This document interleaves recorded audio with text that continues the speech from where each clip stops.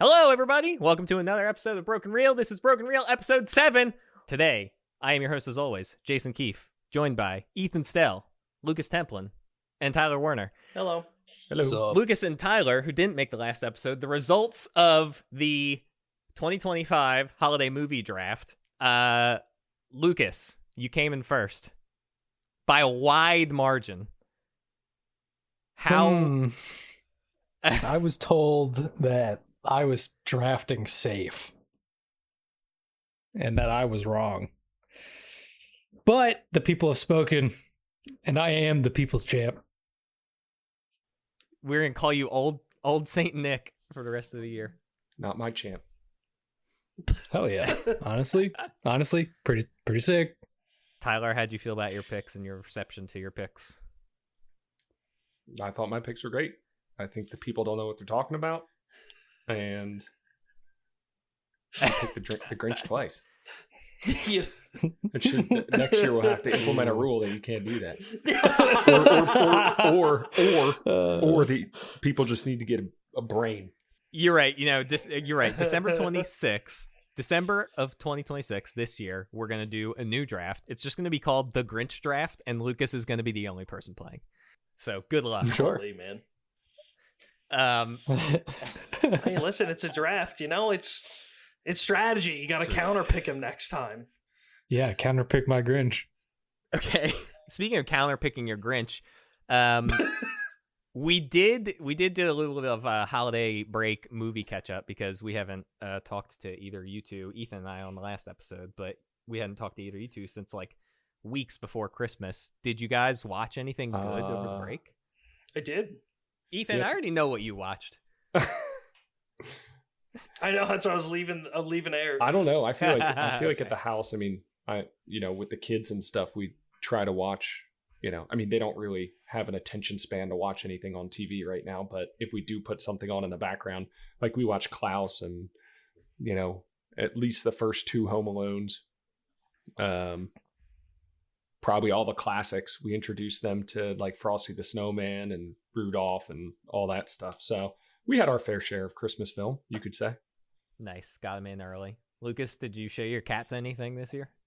No, but caught up on some movies that came out this past year, like Marty Supreme, Wake Up Dead Man, Sentimental Value, those kind of things, which I thought all 3 of them were great. Marty Supreme to me might be my favorite movie of 2025, I think. Hell yeah. Which is surprising because I really liked One Battle After Another, but I think Marty Supreme had a little bit more of what I liked, of what I like, in movies. And Wake Up Dead Man and Sentimental Value were good, good solid picks. I like them a lot because I like what's his name? Skarsgård. Yeah. I like him a lot. Yeah, Stellan Skarsgård.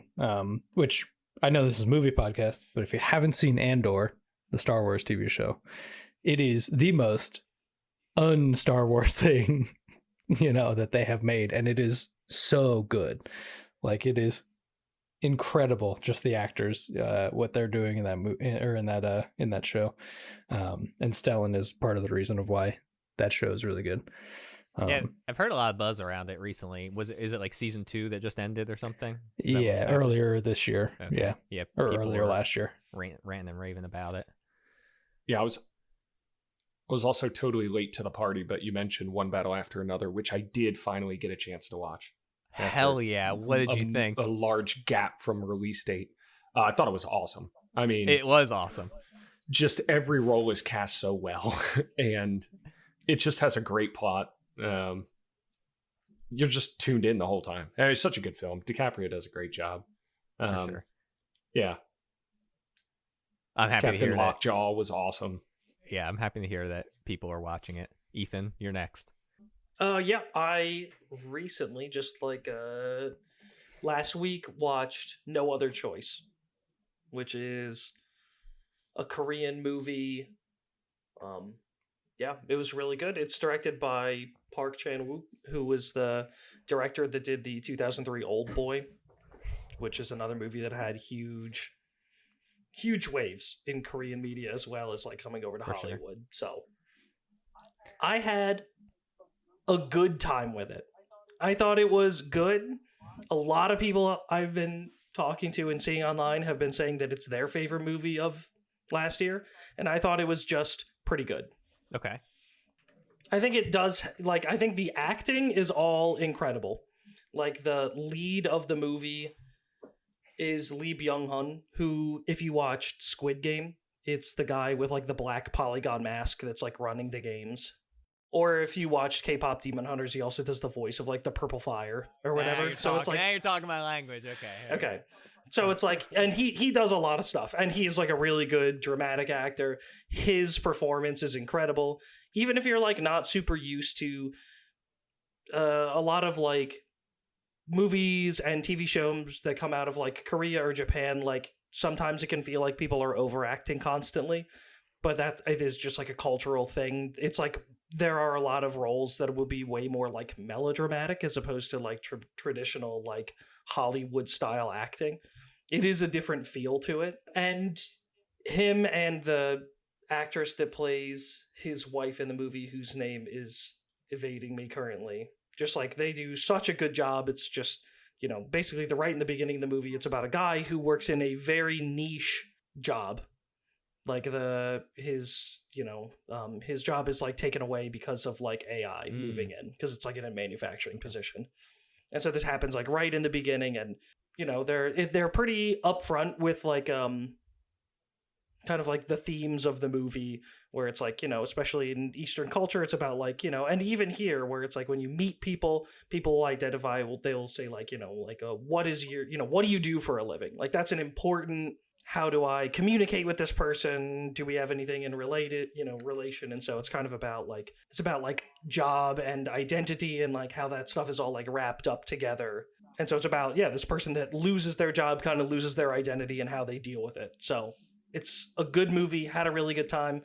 Some of the writing plot decisions are not my favorite, but all of the acting is excellent. Definitely worth watching. I'm very excited to try to get around to it. And we gotta find some local times. I think Lucas was very interested in that too. We just don't really have anything near us that's showing. And I was talking to you earlier about it, Ethan. We have like one small like our house theater, if you want to call it that, local to us, that gets a lot of these kinds of films, and typically like the Netflix produced and released ones, but it's usually like anywhere from 8 to 12 weeks after like wide release.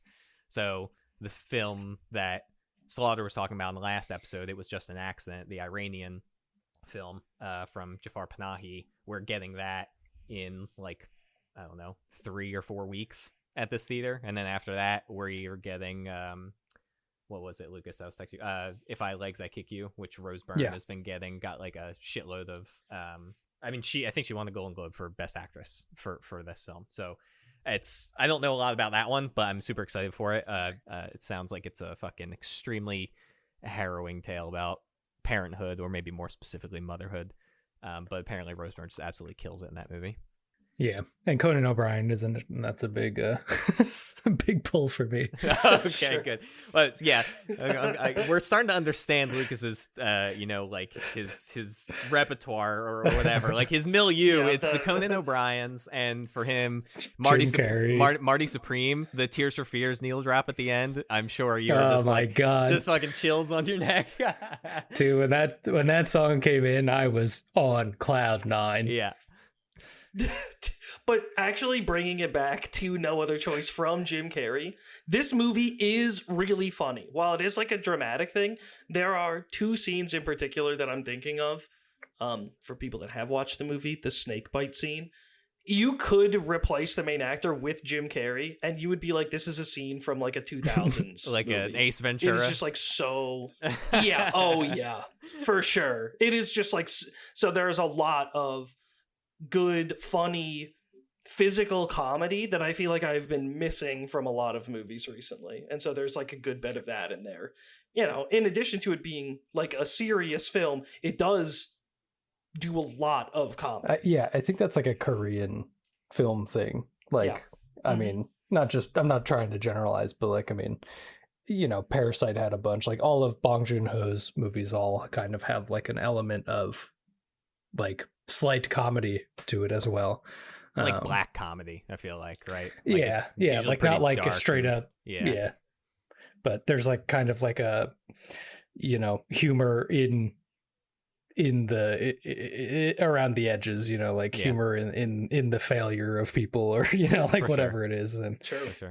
And I would say that this definitely has elements of that, but there are a few scenes that are just like explicitly comedy. Okay. I really, this is one of the movies that I am very interested in seeing, and I was bummed when you said you were going, and I had plans at the same time. And I was like, God, wish I could have made it happen. But yeah, and I'm excited for y'all to see it and tell me what you think, because again, a lot of people are saying a ton of really great things about it, and I feel like the two of you, even with your recently Conan O'Brien movie, like I feel like the two of you have like a better pulse on what the rest of the people think.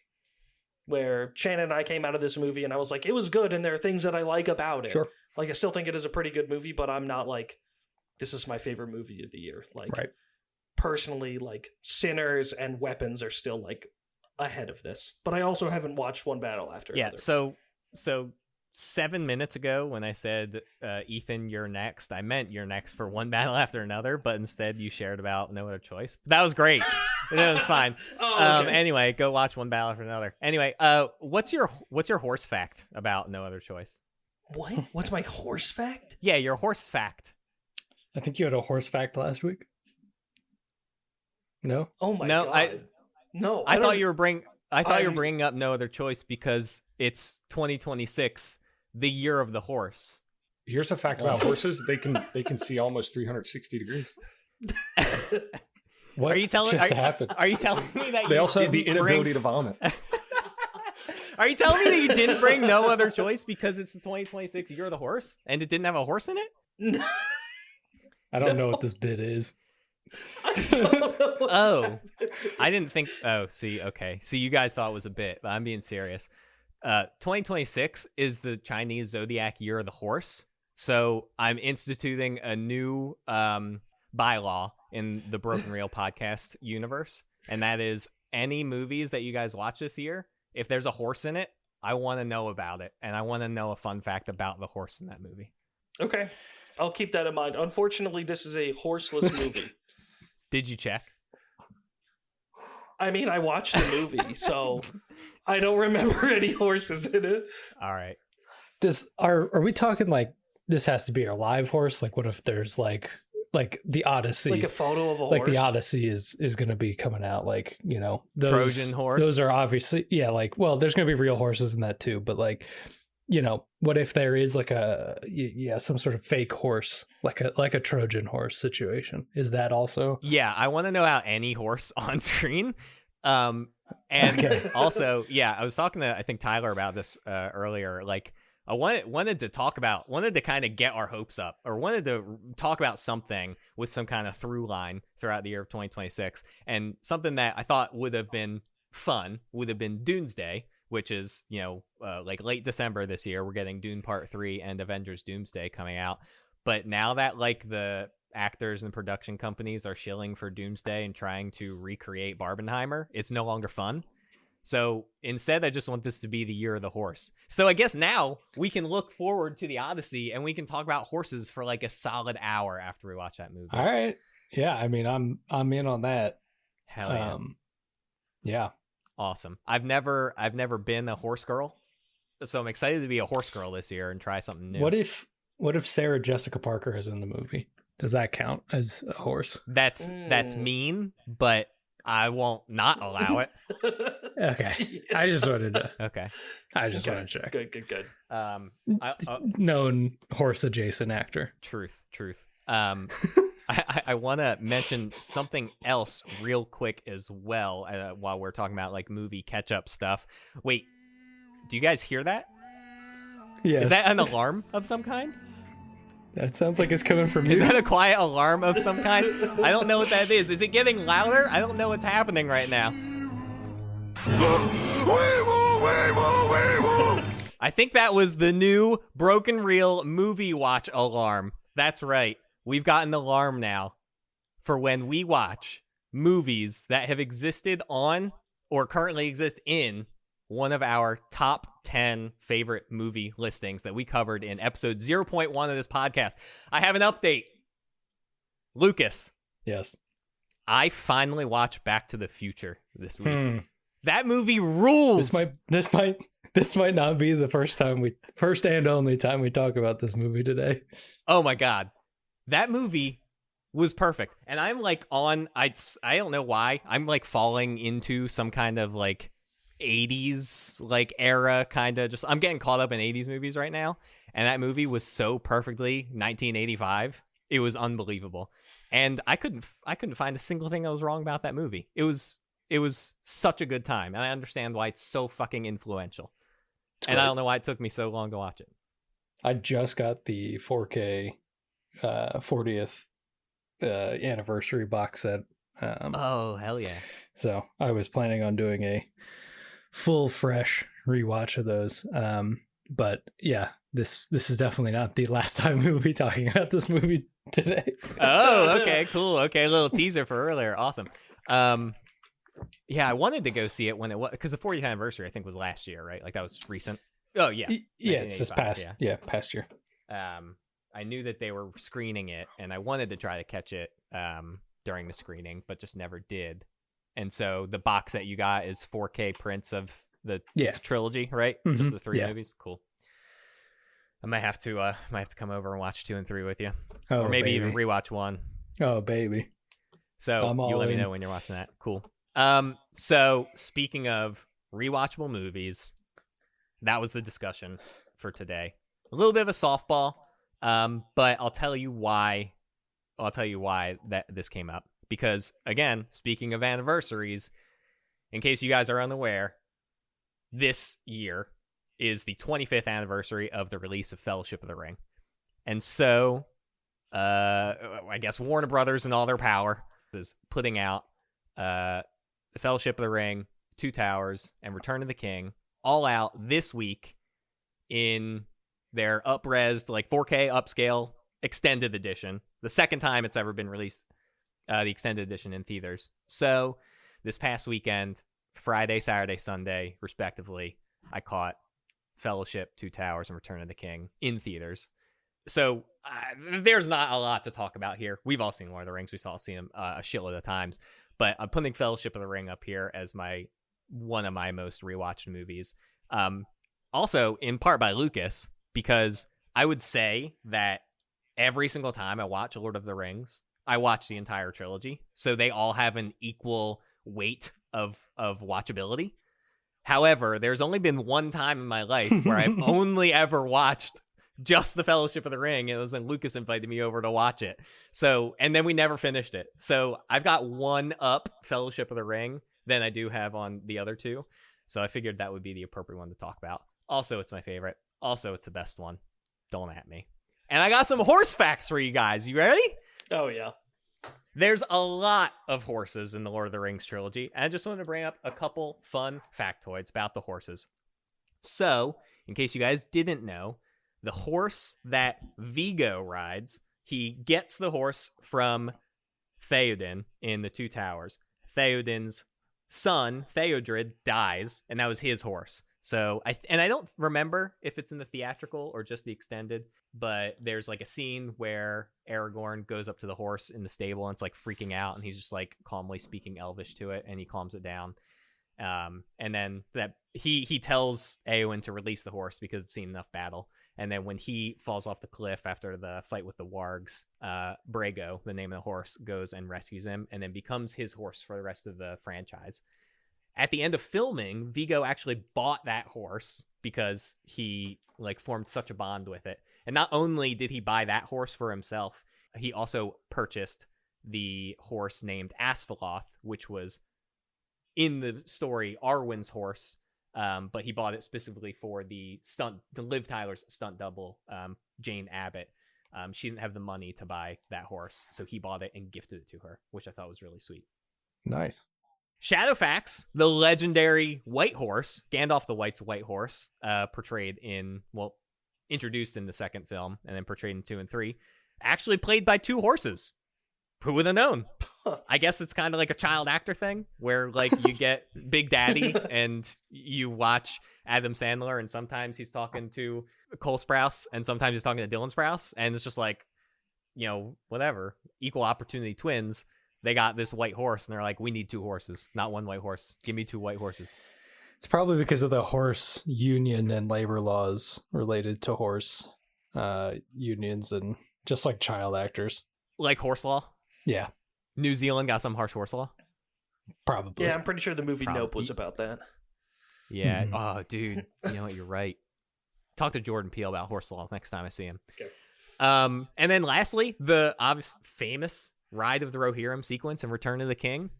250 real horses in that shot, in that epic scene where they just like pummel into the orc army outside of Minas Tirith.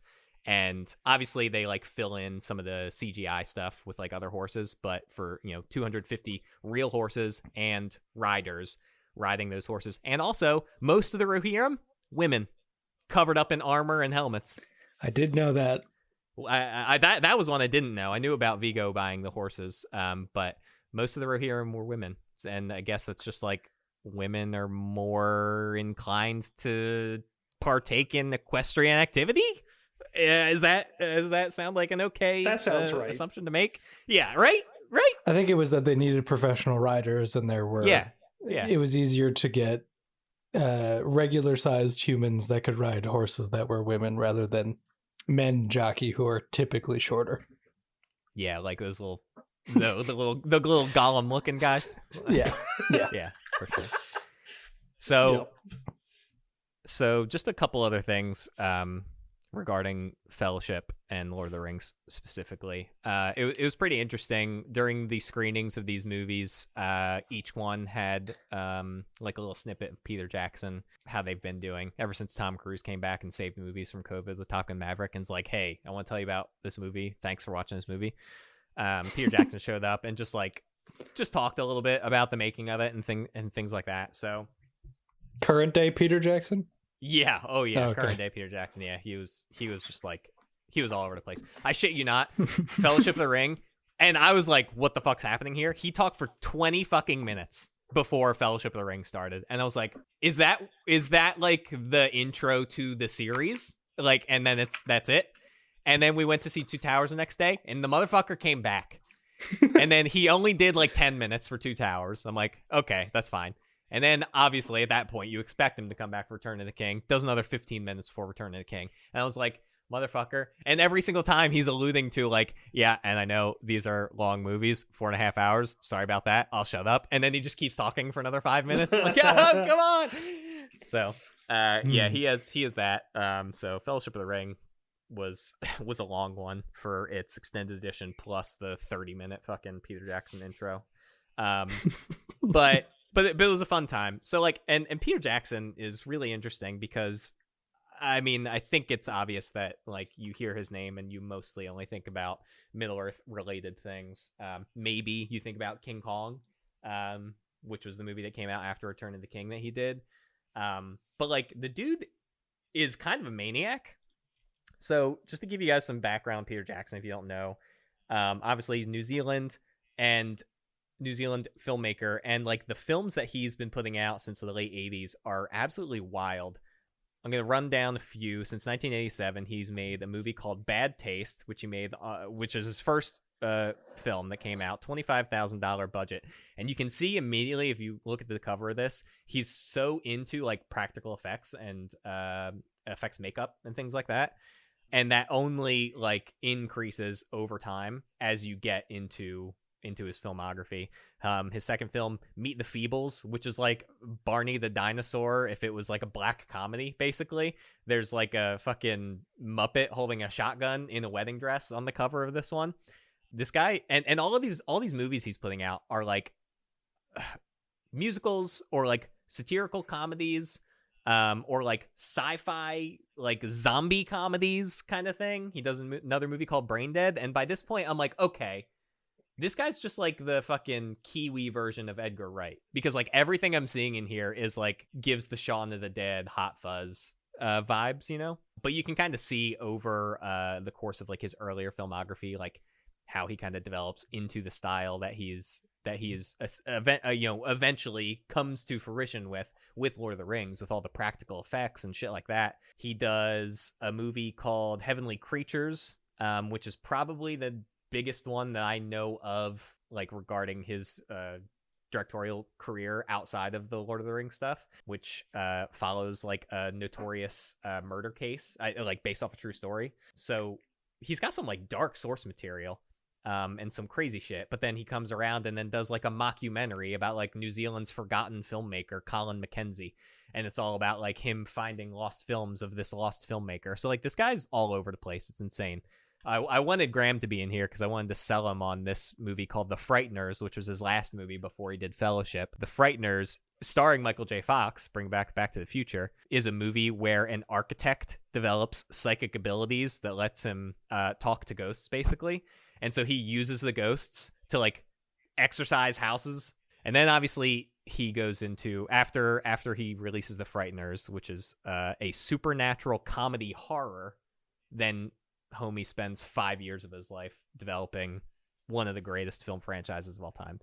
So Peter Jackson, he's got such an interesting like filmography, and I would love to go back at some point and watch all these things and see his early works, and for him to kind of not get the credit that he's due, because I think he gets plenty of credit, but like I just want to see who he is, you know, like Lord of the Rings, even The Hobbit, you know, and King Kong, you know, like adaptations of stories that already existed.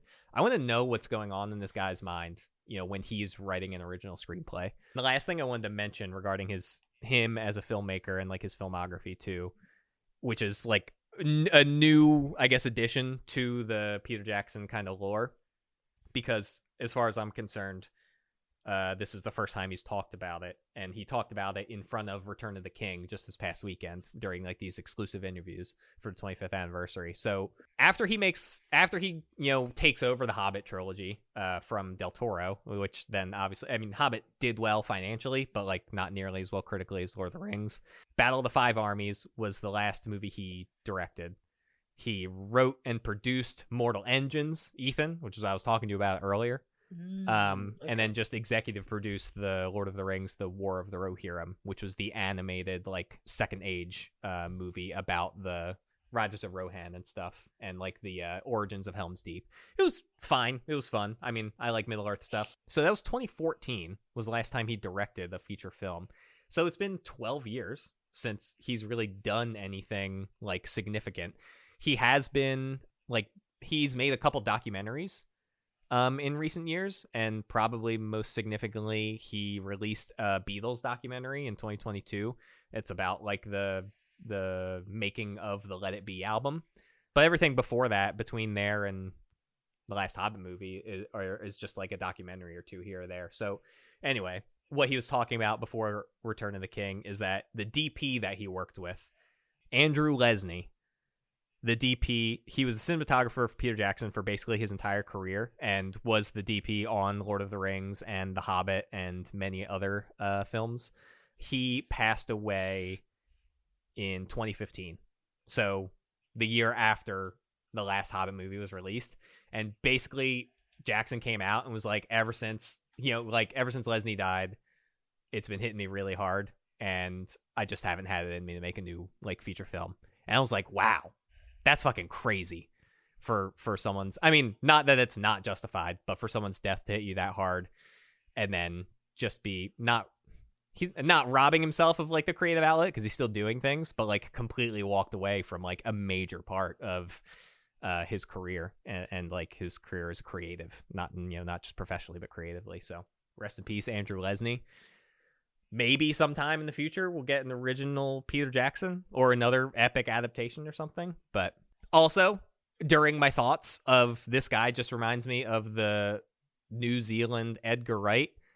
and I was looking at his fucking IMDb page and forgot that he is actually credited as the thief dressed as Santa Claus in Hot Fuzz, who has like a hot 3 seconds on screen. So I was like, all right, this guy knows exactly what he's doing. He is literally he's in touch with the right people. So what a guy and what a movie. Fellowship of the Ring, Lord of the Rings. Do yourself a favor, watch it if you haven't. Yeah, that's pretty much all I got regarding Lord of the Rings. There's not much to say about it. So we can move on. I think we can move on to someone else. Lucas, sounds like you want to talk about Back to the Future. I mean, that is the movie I was going to pick, yes. And it just so coincidentally happens that you have just watched it for the first time.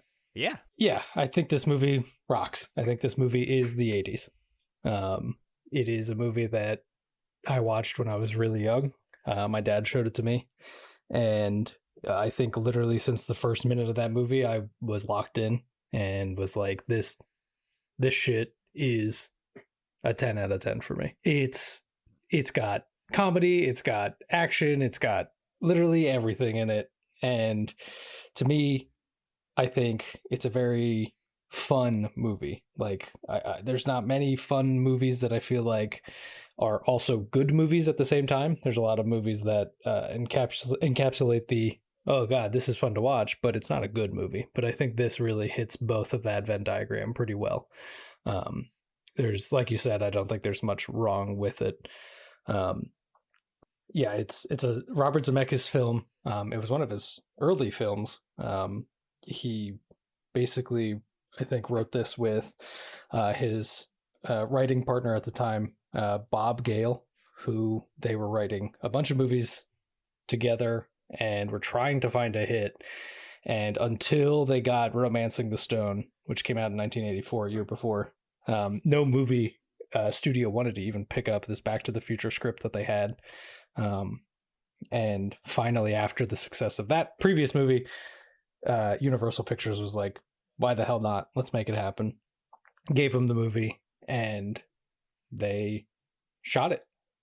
And actually, Michael J. Fox wasn't Marty originally.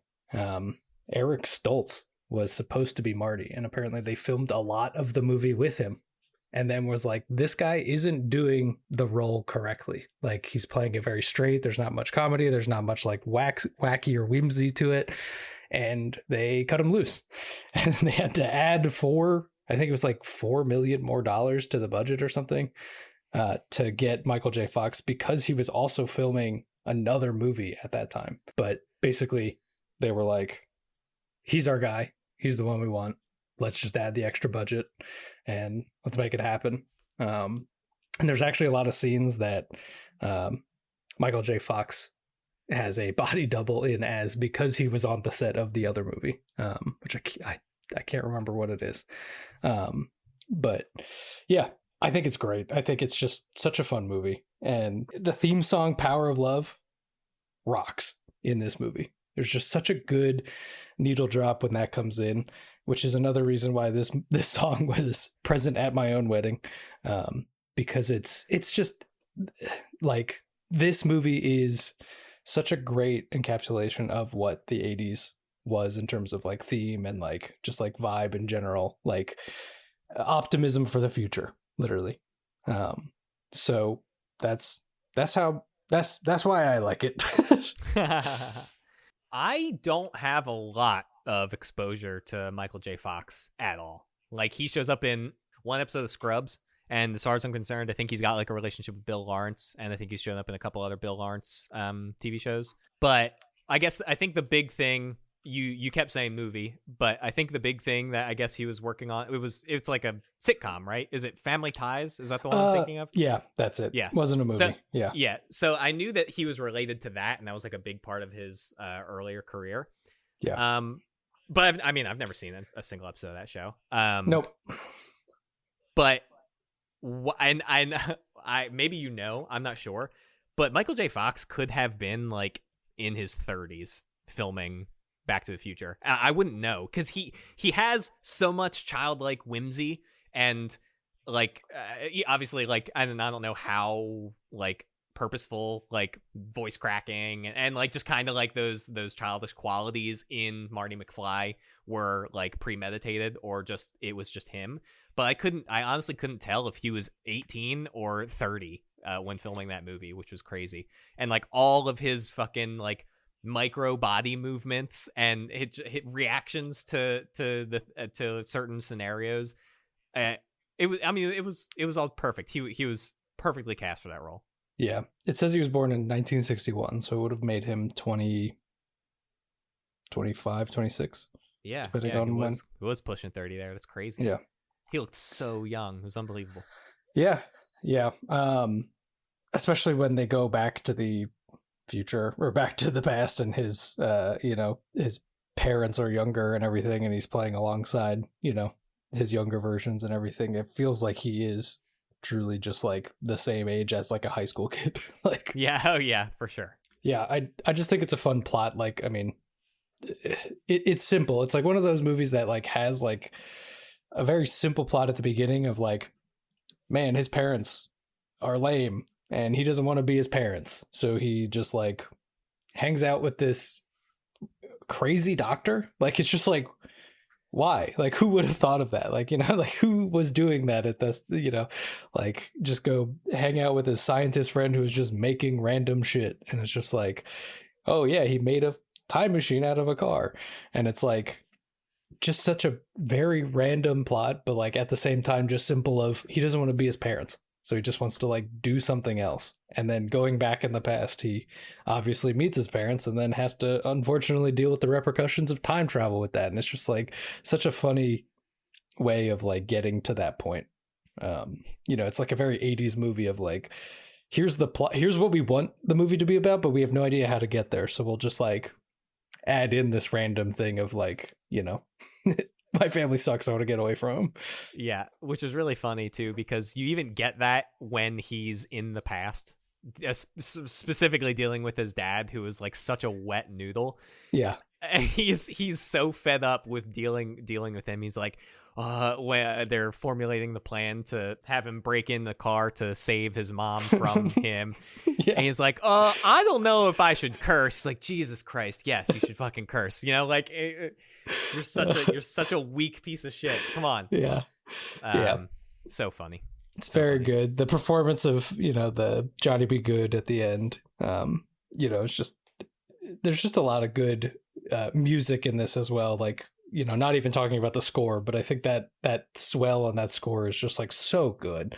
Like, it's just themed very well to the movie, to the era, to like just like that whimsy of the movie of time travel through the lens of the 80s.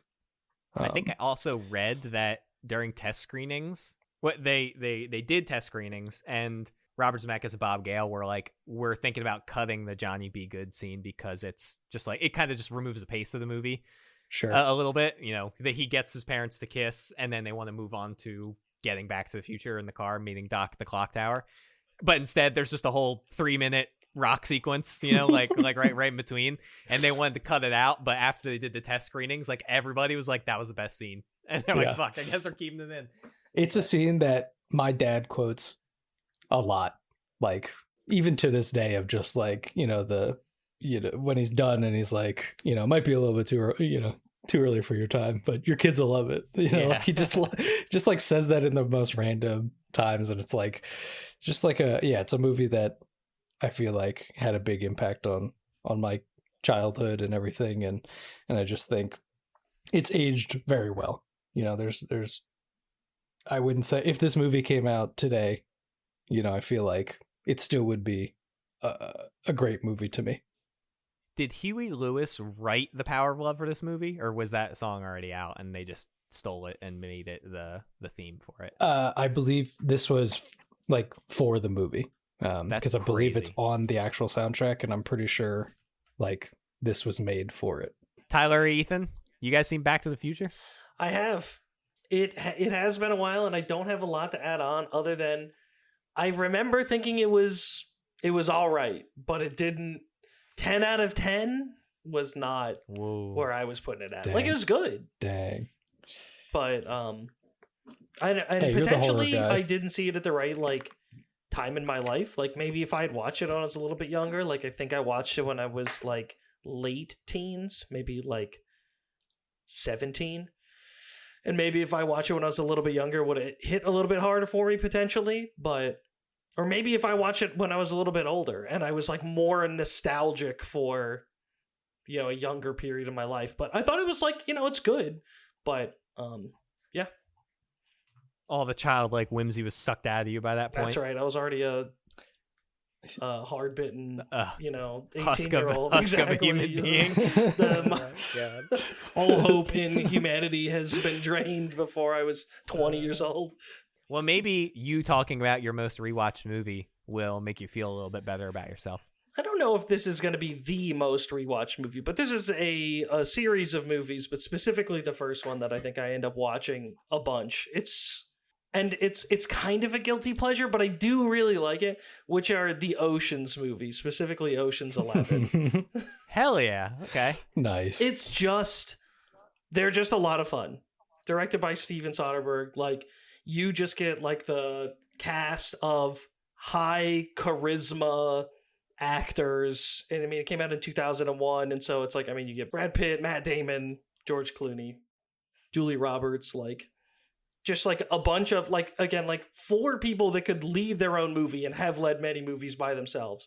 And just like together, I just feel like you have like lightning in a bottle. Like every single scene is funny and there's like good witty dialogue that's happening between everybody. The situations are funny and also kind of tense at parts. I love like discovering the plan after it has already succeeded. Like, you know, that you get like little bits of the setups of the different heists that they're going to do. And then you kind of, after having the POV of the character setting everything up with imperfect knowledge, you then get put in the POV of the people that have been robbed or the police investigating. And then you kind of get to slowly discover how these things happened.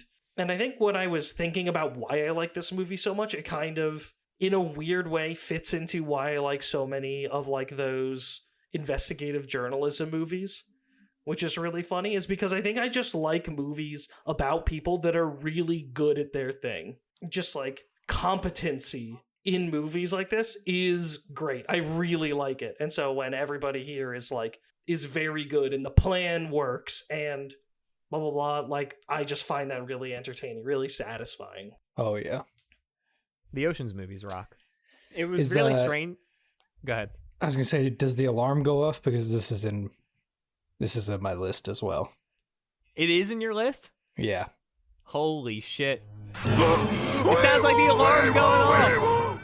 It's the broken reel movie watch alarm. Ethan just logged. Lucas has impeccable taste in movies. We're all just watching his favorite movies without saying a goddamn thing. Yep. Yeah, I watched mostly this one in 12. There are some times where I will go to 13, but I don't think it is quite as strong.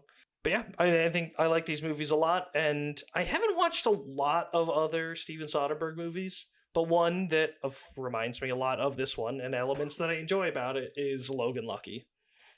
Yeah, for sure. Yeah, Again, baby. Another heist movie, but again, we get a bunch of leading, charismatic men together with good dialogue, like, and this Logan Lucky might have been the first time that I had seen Adam Driver outside of the Star Wars sequels, as well as Daniel Craig outside of James Bond, and getting to see both of those guys, like, really Daniel Craig, like, really do an outstanding performance.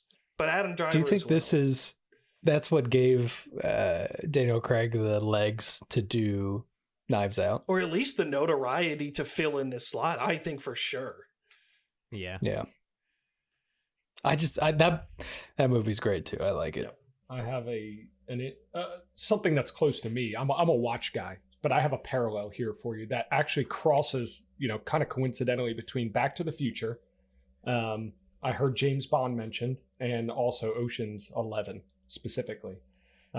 Lancaster, Pennsylvania, is where a company called Hamilton Watch Company was founded.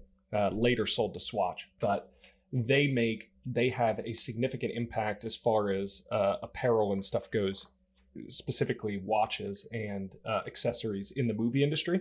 They're probably the one watch company that's so closely tied to the movie industry. When you watch the James Bond's films, those watches were crafted by Hamilton Watch Co. in Lancaster, Pennsylvania. When you look at the Hamilton Viewmatic watch that is worn by George Clooney in Ocean's 11, that is a Hamilton watch. I actually have that exact same watch. Nice. The alarm clock, the Panasonic alarm clock that's in Back to the Future, is a collab between Hamilton and Panasonic.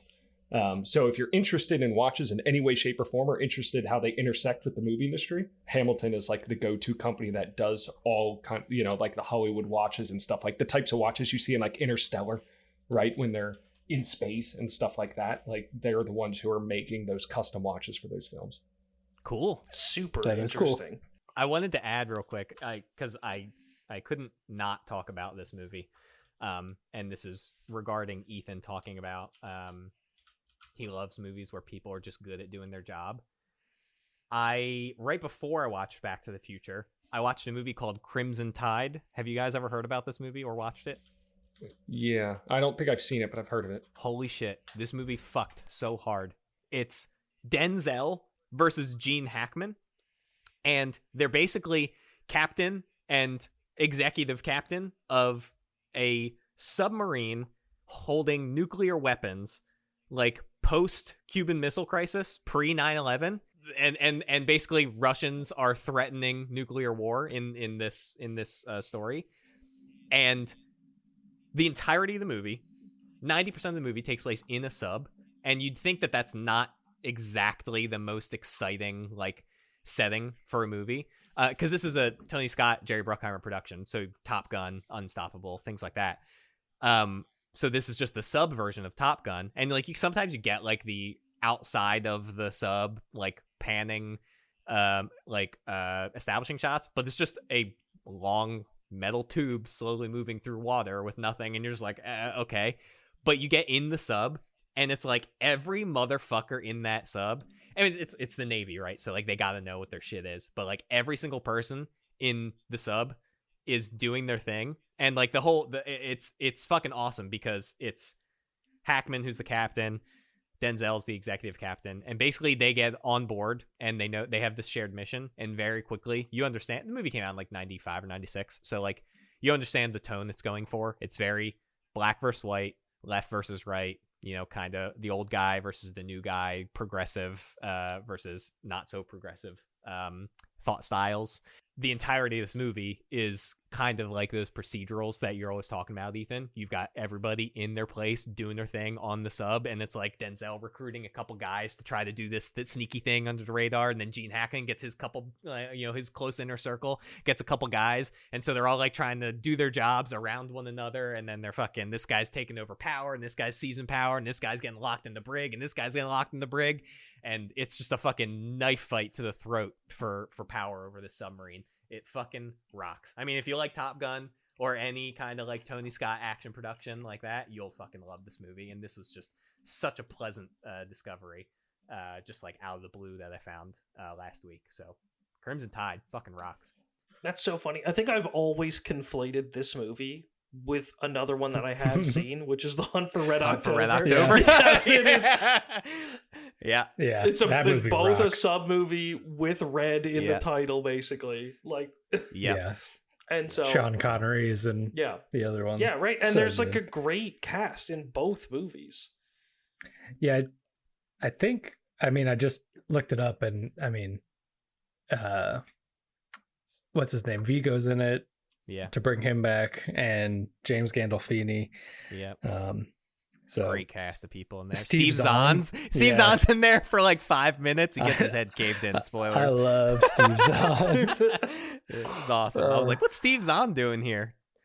Man. So that movie But rocks. one thing I do want to just say is like Steven Soderbergh, bring it back to him. If you haven't seen Contagion by him, that's another really good one that I enjoy a lot from him. And I think this is a zombie. I think within movie, the past, it's not a zombie movie. It's just a medical infection movie. Maybe I missed this one. Has nothing to do with zombies, like in the traditional. Actually, Yeah. But it's great. I would say if you enjoyed like the investigative journalism kind of movies where everybody's like the best at what they're doing, like just in their fucking pocket doing the thing, that's a good one for sure. Especially with the lens of, the 2020 pandemic. I literally watched it in 2020. Like that was, and I think that was the perfect time to watch it. Sure. And the next perfect time to watch it is as soon as possible. Like for sure. Steven Soderbergh, who also did Presence and Black Bag this past year. Presence was I really liked Black Bag though. So disappointed by Presence. I didn't see Black Bag, and that is on my list. Oh, you didn't? Damn. I really had a good time with Black Bag. Tyler, you want to round us out? Sure. What you got? I went through quite a number of films, and I don't know. My approach was like I started thinking about different genres as I was, throughout the last couple days, just pondering on this. And I came to a few broad conclusions. I felt like I might be the minority on this. I'm not sure. I had a really hard, like, I don't rewatch horror films. Like, horror films are not on my list, right? Like, I already know, like, where this different scare tactics and, what's going on in a horror film. Like, I don't get the same value out of rewatching a horror film as some others. Mm-hmm. And in many cases, the same thing for comedy films, right? Like, where the punchlines are. So I found that through this reflection, I don't really rewatch horror films or comedies. So as I was narrowing this down, those were some of the broad conclusions I came to. But I went with 2014 Whiplash. Oh my God. Wait a minute. You weren't here for episode 0.1. That's the broken reel favorite movie alarm or whatever the fuck it's called. I put Whiplash on my favorite movie list. It's your alarm. Yeah. I have the Google Doc up. This movie rocks. Let's hear about it. This movie does rock. I mean, and the reason I feel like I always rewatch it is, broadly speaking, for the reasons I just gave. Like, there's a certain genre of film that to me has rewatchability, and there's other genres of film that don't. And this one certainly falls dead center in that pillar of rewatchability. And I love the movie. I love that it has a focus on music. I love the actor. I mean, I like Miles Teller. I guess he's polarizing in a lot of people's eyes, but I like Miles Teller. I love J.K. Simmons. Shout out War Dogs too, by the way. Also a movie that I consider too. I haven't rewatched it enough, but it's a great. I love that movie. Yeah, I mean, but just this film and this aesthetic of just the feeling you get when you introduce kind of the role of Miles Teller as this young jazz, drummer. And the instructor, mentor, J.K. Simmons, who's just like pure outright psychological warfare through the entire film, is just, it's so rewatchable and it's cast so well. I mean, J.K. Simmons, I believe, won a supporting Oscar for that film. If I think, I don't remember. Yeah, I think he got supporting. But I think he has an Oscar for that. Just such a good film. I mean, I could talk about that film all day. It's so good. It's so rewatchable. I mean, for so many reasons. But I would say the number one thing is just, it's such a razor sharp, like the pacing in that film is so razor sharp. Like the music, throughout the film is great. Like J.K. Simmons is awesome. Miles Teller plays a great role. And just the story, right? Like the mood it sets throughout the entire film. And keep in mind, like at the time, like I was in college too, you know what I mean? Yeah, so like it's somewhat relatable. Mm-hmm. Like you're in college, you're kind of going through the grind and you're watching this film while you're in school too about, somebody who's really trying to push themselves and be great. And they have this mentor who's just like completely diabolical.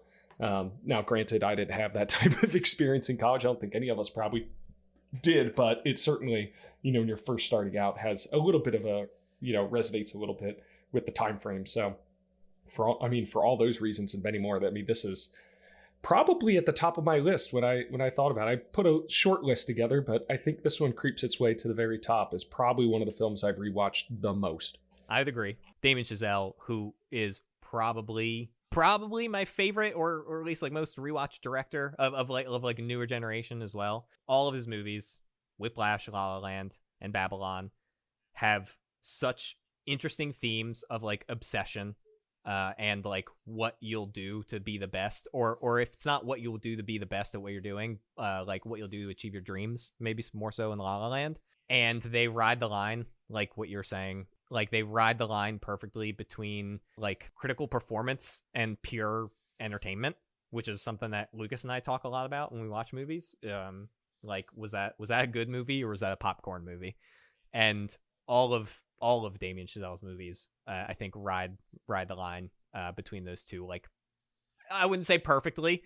Whiplash and La La Land, I think, critically beloved. Babylon, not very polarizing, but like, is no doubt an entertaining time, I'd say. Also, add on the fact that in all those movies that I just listed, I think Chazelle works with his composer, who's like a close friend of his, Justin Horowitz, and all the music rocks in those. Not just in Whiplash, the one about music, but all the music rock in all three of them. But Whiplash itself being like his directorial debut and like so raw and emotional, but still entertaining. And I could see a case for someone maybe not being interested because it's based around musicians. Like if people just don't have interest in music, which I've met those people before, they're freaks. But some people don't have it, like they just don't care about music, and so maybe they don't like, they're not attracted to a movie about musicians. But that movie's also like fucking 97 minutes long. It's just like, oh yeah, let's go. You fucking get in there, get the tryouts, make the band. Fletcher's an asshole, and then fucking the devolution quickly begins, and then the fucking final scene just rocks. Right. It's a short film, but the pacing of the film makes it feel longer. Yeah, for sure. Just because it's so fast-paced, it feels like a 2-hour plus film. It feels like it eclipses 120 minutes. But it's just... Yeah. When they're playing or something exciting is happening, it's at fucking like Mach speeds, Shit's happening so fast and so frantically. I think Damien Chazelle does that really well. There's like a popular like clip, behind the scenes clip of him with the DP on La La Land, where he's like tapping his back, where the DP is like whipping back and forth between Emma Stone dancing and Ryan Gosling playing the piano. So he's like so good. And if you watch anything in Babylon, you understand, but like so good at that manic camera work and feeling craziness. But when that's not happening in Whiplash, it's uneasy. It's uneasy and droning and like long, like moody score, and those minutes feel like lots, like dozens of minutes or hours, and you're just like, fuck, this guy's depressed. Like this guy's gonna kill himself basically if he can't just fucking like drum tomorrow. Some like, would call it shit. Tonal whiplash. Tonal whiplash. Oh my god, get this man an Oscar. Get this man an Oscar. Whiplash rocks. I have found out a few interesting facts about this movie since you've been talking about it.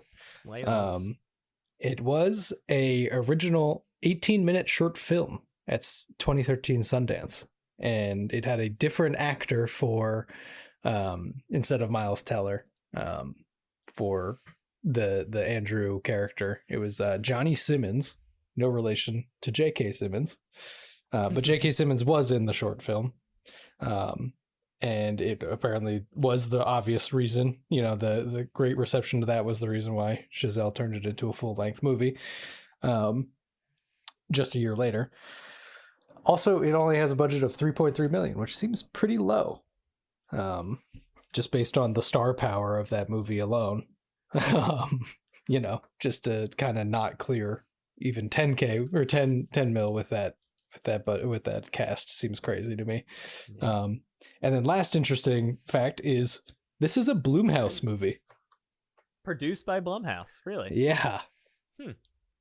I don't think that's probably something that you turn it on and you see it and you're like, huh, and then you forget it immediately. Yeah. But just very interesting to me because I, a known Blumhouse hater.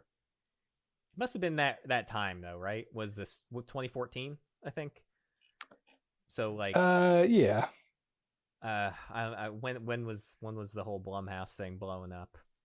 It was probably a little bit before that with like Insidious and stuff, right? That was probably like 2011, 2012. I guess 2010 was Paranormal Activity, 2011 was Insidious, and that's like the first of the feature films that it kind of has. Paranormal Activity is 2009. That was like the first like big one. It looks like. Yeah, for sure. That movie printed money and spawned like 6 sequels. It's just interesting to see, something from the fucking Paranormal Activity / Insidious churn house pull out Whiplash, and just such a very different. It was crazy that's behind that production company's behind the movie, though, considering what you just said about the budget. Like, their history is, and granted it's easier to do with horror movies, I think, but like minimal budget, maximum profit, Mm-hmm. So maybe they kind of take that, and granted this was adapted from Chazelle's short film. They're like, what do we really need for this? We need a theater, a practice room, we need like 5 actors that are actually going to get like a speaking credit, and a shitload of extras. Like, I don't know. Here's a theory I've come across about Damien Chazelle's films that I read. Let's hear it. The other day. So, the intersection of Whiplash and La La Land. So, Whiplash comes out in 2014, right? Mm-hmm. J.K. Simmons plays Fletcher, of course, at Schaefer Conservatory, Mm-hmm. right? And is eventually fired for mistreating the students in 2014, right? La La Land starts in 2015, right? Where J.K. Simmons is the restaurant manager in L.A. There's a point in La La Land where they're playing the piano, right? And there's a set list. And he doesn't play the correct set list and gets fired by J.K. Simmons. And it shows, it carries through his level of perfectionism. But not just that, but the fact that jazz is being played. And it brings him back to his days at Schaefer, where Neiman basically ruined his life, and basically sent him out to LA to be a restaurant manager. And so there's this theory that the two are connected through J.K. Simmons, that his departure from Schaefer for mistreating students carries through to him being a manager at that restaurant in LA. It's a fun theory. If it weren't for the ending shot of J.K. Simmons finally giving Neiman his like seal of approval after he fucking blows him away and does his whole like 10-minute drum solo in Caravan, and then it seems like they finally win each other over and they finally understand one another. So to me, they just go off and become like the greatest jazz duo of all time in some kind of fictional future, Hey, maybe we'll get another film where they reunite somewhere in the future. Maybe Whiplash 2, Electric Boogaloo. True. Yep. Maybe that will happen.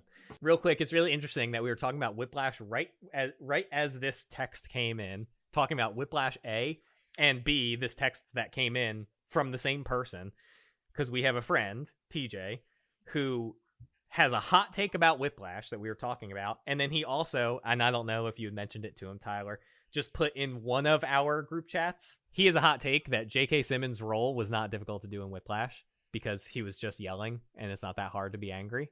I don't think anyone agrees with him there, because J.K. Simmons got a supporting actor award for that.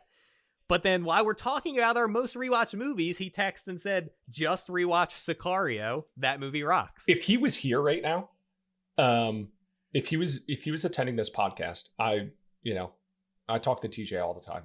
He has probably watched Sicario 100 times. And I'm not joking. He talks about it all the time. Sicario's a fine movie.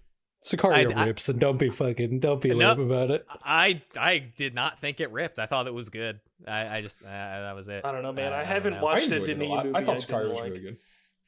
Yeah, I did not like it. I will say that I was expecting way more in the border crossing scene, because so many people hyped it up, and it was just like, it was tense, but it wasn't like exhilarating. I thought I was getting exhilarating. It was just well done and very tense, I guess. But it wasn't what I made it out to be. But I feel like a lot of people talk about a movie in their fucking bag doing what they do best. Is it your favorite Denis movie? Me? No, you have Prisoners on your list. Yeah. I'm gonna say. Yeah. Oh yeah. Okay. Prisoners rocks.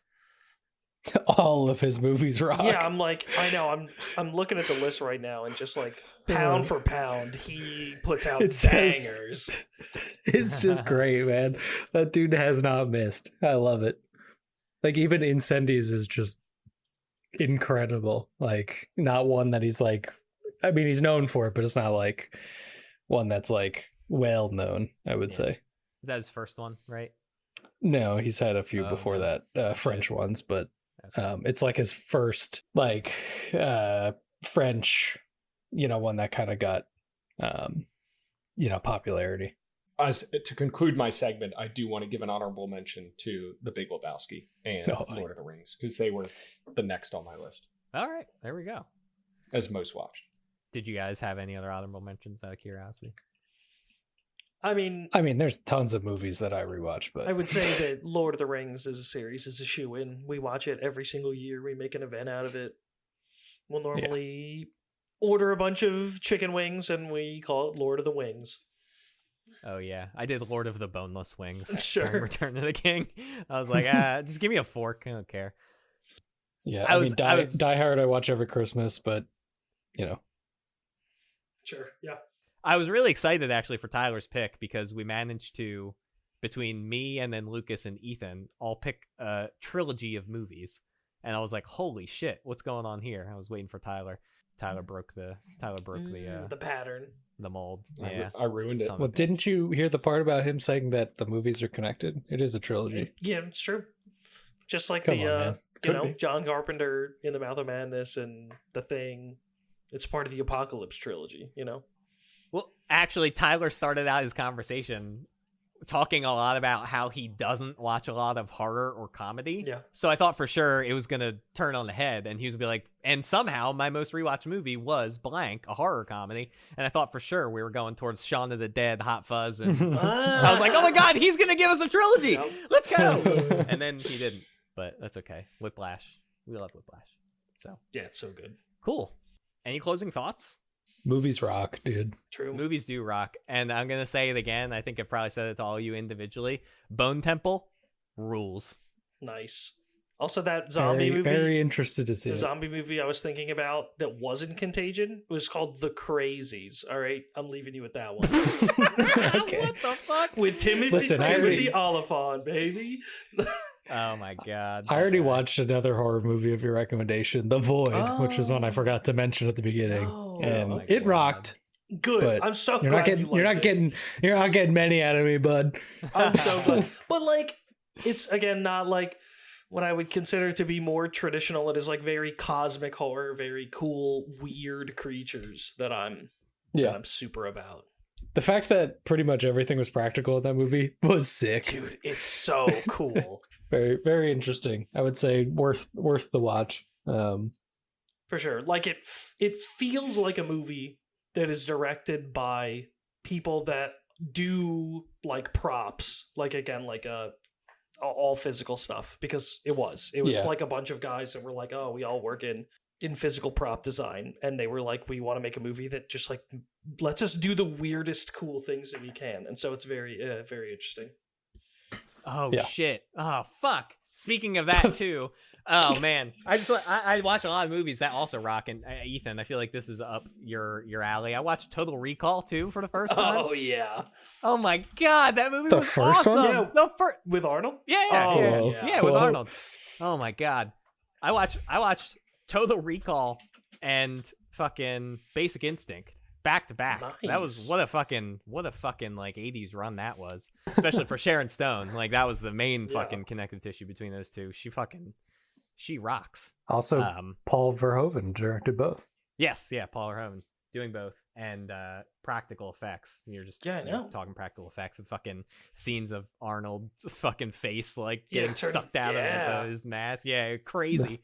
The three boobed lady. Yeah, of course. And of course, like Quado, like the chest man.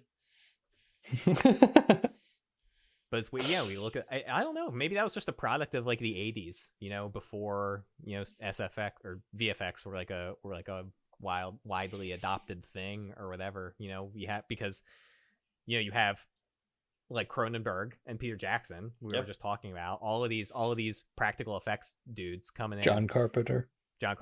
Well, and the through line I was gonna mention that I never knew of until doing more Peter Jackson research here. Howard Shore, who obviously does the score for Lord of the Rings, all of those fucking epic themes that we know and love from the Middle Earth franchise. Worked with Peter Jackson a lot, but also did the score on like every motherfucking Cronenberg movie since the dawn of time. And not just Cronenberg and like Peter Jackson movies, but he also did the score on Silence of the Lambs, Seven, The Departed, and The Aviator. So I got some Scorsese and Fincher in there too. He did more Fincher as well. I think he did like The Game and Panic Room too. So like fucking Howard Shore, let's go. Huge indeed. All right, well, I think that concludes this conversation about our favorite or most rewatchable movies, or some movies that we like to rewatch a lot. I would like to add, and I'd like to just emphasize 2026, Year of the Horse. You see any horses, I want to hear about it next time we meet. So I got a horse fact, but I'm saving it for later. Oh shit, is it a movie horse fact? It's not about movies, but it's about horses. Oh, okay. All right. We'll see. If it's not about movies, it's not gonna be on the episode. But if it's just standard horse fact, I guess you can share it off mic. It probably has a tie to a movie. I'll find a way to weave it together. Okay. All right, sounds good. 2026 Year of the Horse. All right, well, that concludes our conversation for today. I want to remind everyone that Broken Reel is available on all podcast platforms: Spotify, Apple Music, Amazon Music. Please rate, follow, download, all those fun things. We're also found on YouTube under Third Unit Movies. I just uploaded a short yesterday in commemoration of the one and only David Lynch. Yesterday was his 80th birthday. He was sadly taken away from us a year and 7 days ago. Just days before his 79th birthday. So I uploaded a little short honoring him there. And we're gonna have a bunch more stuff coming this year that's gonna go to the Third Unit Movies channel, like weekly new movie reviews and more shorts content and stuff like that. So please subscribe, like, comment, and all that fun stuff on the YouTube channel. And I want to give you guys, I'm gonna sign off with this, and I want you all to remember, the next time you see this bumper sticker on some basic white bitch's car, that Gandalf was the one that said this. All that is gold does not glitter. Not all those who wander are lost. The old that is strong does not wither. Deep roots are not reached by the frost. From the ashes a fire shall be woken. A light from the shadows shall spring. Renewed shall be blade that was broken. The crownless again shall be king. Thanks for listening. That'd be a long bumper sticker. Bye.